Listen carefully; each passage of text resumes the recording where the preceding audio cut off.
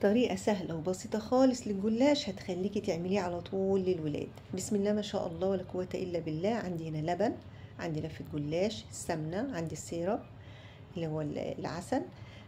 هنا كوباية لبن حطيت عليها معلقتين كاستر ومعلقة سكر، حطيتهم على النار يتماسكوا بالشكل ده. هحطهم بقى يهدوا شوية كده. وعندي صينية حطيت كده لفة الجلاش، دهنتها سمنة الأول، وابتدي ادهن ورقة ورقة بالسمنة بالشكل ده.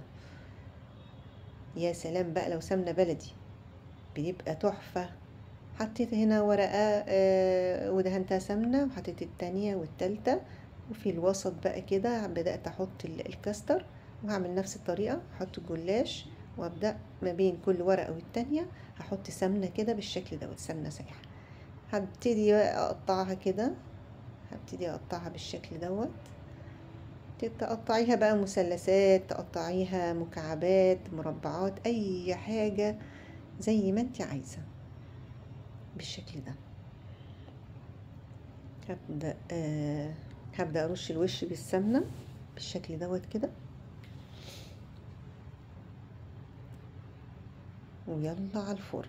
شايفين 10 دقايق بالظبط، بسم الله ما شاء الله. وطلع هنسقيه كده بالعسل بالشكل دوت، وكلي بقى احلى جلاش بالكاستر بقى يا جماعة، تحفة.